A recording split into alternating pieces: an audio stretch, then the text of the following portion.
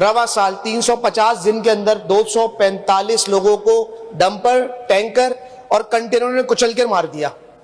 जनाब स्पीकर, अच्छा 15 दिन रह गए साल खत्म होने में, अभी तक इस साल में हमने कोई नहीं देखा कोई इकदाम हुकूमत ने किया हो। दूसरी जानिब एक खबर मैंने अभी देखी कि 1.25 महीने के अंदर इस कराची शहर के ऊपर जो सील बेल्ट ना लगाया हुआ था, ठीक है, हेलमेट ना पहने थे बाइक का, ठीक है, 100 करोड़ रुपए के चालान कर दिए। जनाब स्पीकर, मैं सवाल मेरा यह है कि कितने ई चालान ये वाटर टैंकर और डंपर के हुए हैं? क्योंकि जनाब स्पीकर, मैं शहर में घूमता हूं, मेरे एमपीएस भी घूमते होंगे, मुझे कोई नहीं डंपर टैंकर में 50% टैंकर डंपर ऐसे शहर में घूम रहे हैं जिन पे नंबर प्लेट ही वाजे नहीं है। अब वो रजिस्टर्ड है अनरजिस्टर्ड है वो तो एक अलग बहस है। डीआईजी ट्रैफिक की प्रेस कॉन्फ्रेंस देखी, उन्होंने बताया कि हम फला ट्रैकर इंस्टॉल कर रहे हैं और उसको मॉनिटर करेंगे हम डंपर और टैंकर्स को। वो अभी तक ऐसा कोई भी इकदाम मैंने नहीं देखा कि वो डंपर या टैंकर को मॉनिटर कर रहे हो या उनके खिलाफ कोई एफआईआर हुई हो। इस शहर में जनाब स्पीकर, मेरे हल्के में लियाकताबाद में अभी निजी फूड कंपनी का राइडर को कुचल दिया, और अभी 3 रोज पहले सुरजानी टाउन के अंदर इंटरमीडिएट का स्टूडेंट आबिद जो 17 साल का था, जिसकी मां ने व्हाइट शर्ट पहना के उसको कॉलेज रवाना किया, उसको वाटर टैंकर ने वहां पे कुचल दिया। और उसके बाप की मैंने एक वीडियो देखी जो रोते हुए कह रहे थे जनाब स्पीकर कि इतनी मेहनत से पढ़ाया था, मेरा क्या कसूर था, इतने मेरा घर उजाड़ दिया। जनाब स्पीकर, इस तरह ही कितने घर उजाड़ेंगे? 245 लोग तो इस रवा साल में मार दिए इस डंपर टैंकर ने। महाज साहब ने ये कॉल अटेंशन जो मूव किया है, इसमें जनाब स्पीकर यकीनन जो शहरियों की जानें अजल का शिकार हुई हैं, हमारे शहरी कुछ शहीद हुए हैं जिनकी नंबरिंग अप्रॉक्सीमेटली 250 से ज़्यादा है।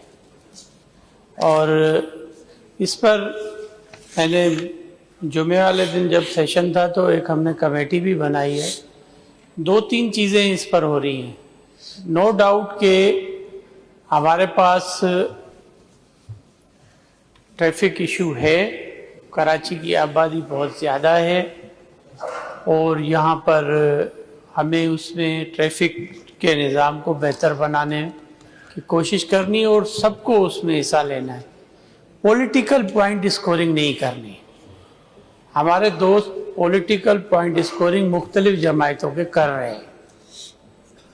हम चाहते हैं कि जैसे उस दिन मैंने जुमे वाले दिन स्टेटमेंट दी, हमारे अपोजिशन लीडर ने ये पॉइंट उठाया था, एमकेएम के कुछ दोस्तों ने उठाया था, तो हमने उस पर कमेटी बना दी है। हम इंशाल्लाह इजलास कल इजलास है हमारा असेंबली का, परसों बुलवा लेंगे और उस पर बैठ कर ये सब चीज़ें हम डिस्कस करेंगे।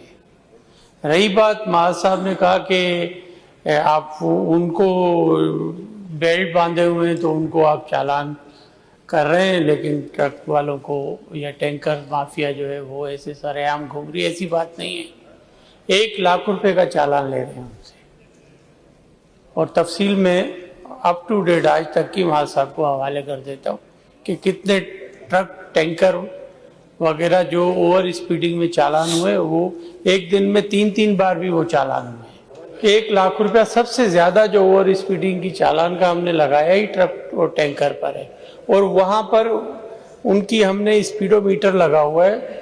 तकरीबन 12,000 ऐसे ट्रक और टैंकर्स हैं इस पर हमने लगवा दिया है। बाकी को भी रेगुलेट कर रहे हैं ताकि या लगा लें तो वो स्पीडोमीटर जो है जिसके अलार्म आ जाता है, जैसे स्पीड बढ़ेगी वो अलार्म हमारे पास सेफ सिटी का जो हमारा आईजी ऑफिस में कंट्रोल रूम है उसमें वो आ जाता है, उसको चालान कर रहे होते हैं।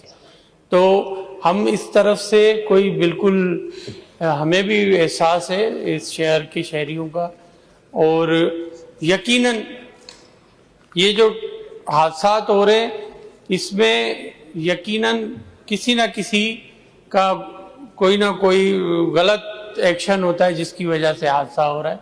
हर किसी को अपने चीज़ों को एड्रेस करने की ज़रूरत है। उसमें मोटरसाइकिल वाला हो, कार वाला हो, या जो कार ड्राइविंग कर रहा है, मोटरसाइकिल ड्राइविंग कर रहा है, या मुख्तलिफ़ किस्म की और जो व्हीकल्स ड्राइव कर रहे हैं, उनको अपने अपने उसमें रहकर जो तरीक़ेकार है, जो ड्राइविंग के असूल है, उसमें रहकर ही उन्होंने चलना है। लेकिन यहाँ पर होता ये, रेड लाइट जल रही है और मोटरसाइकिल वाले गुजर रहे हैं, हेलमेट नहीं पहन रहे हैं, 50। अच्छा, फिर कहा जाता है कि अवेयरनेस नहीं आ रही। अरे अब और क्या अवेयरनेस आए।